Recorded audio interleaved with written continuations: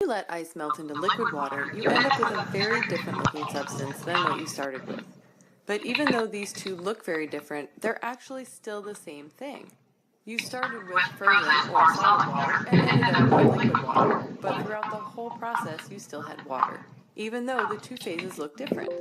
When a substance goes through a physical change that does not change its chemical composition, we call this a physical change. Melting, freezing, and boiling all fall into this category. Other times, though, when things look different, it's because they've gone through something other than a phase change. Sometimes the composition of a substance has changed, which is what happens during chemical reactions.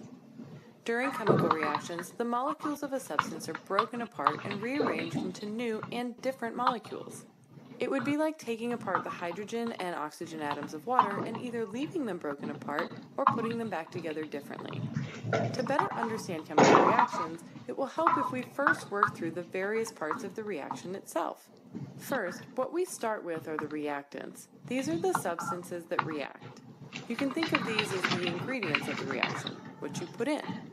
On the other end are the products. These are the newly formed substances or what you produce from the reaction.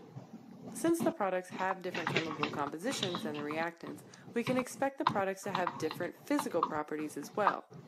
The key